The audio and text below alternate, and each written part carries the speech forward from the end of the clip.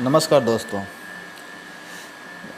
जैसा कि अभी हम न्यूज़ में देख रहे होंगे या बहुत जगह ये मीडिया में इस पे बहुत बहस चल रही है कि चीनी सैनिकों ने हमारे इंडियन आर्मी के एक दो जवान और एक कर्नल को लाठी डंडों और कुछ रॉड से घायल कर दिया और बाद में उनकी मौत हो गई।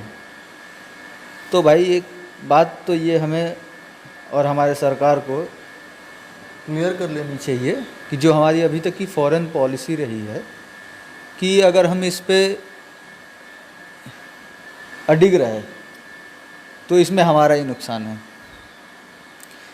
कुछ दिनों से कुछ रक्षा विशेषज्ञ इस बात पे बहस कर रहे हैं कि चाइना की जो इंडिया या किसी और देश के साथ टैक्टिक्स रही है कि वो क्या करता है कि पहले 4 कदम आगे चलता है, फिर जो सामने वाली कंट्री होती है उससे मोल भाव करके क्या करता है कि अपना 2 कदम पीछे लेता है।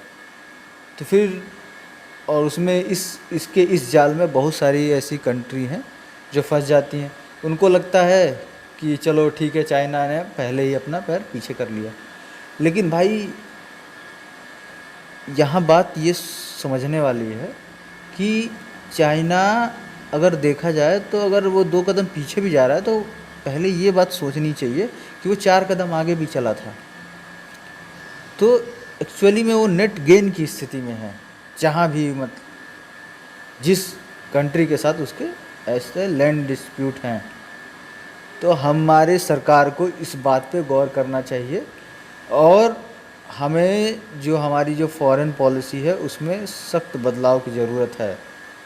क्योंकि हमने डोकलाम भी देखा, वहाँ भी जैसे ही हमने वहाँ अपने सैनिकों को पीछे हटाया, चाइना ने वहाँ अपना मिलिट्री बिल्डअप शुरू कर दिया।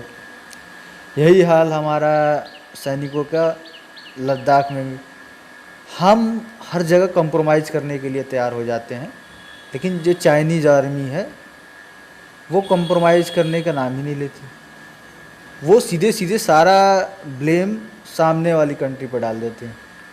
तो इस वजह से हमारी सरकार को और हमारी गवर्नमेंट को ये चाहिए कि इस जो हमारी जो अभी की नेहरूवियन फॉरेन पॉलिसी चली आ रही है, वो भी खासकर चाइना के प्रति, उसमें हमें इंस्टेंट बदलाव चाहिए।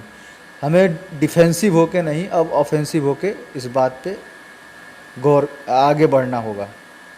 जय हिंद दोस्तों।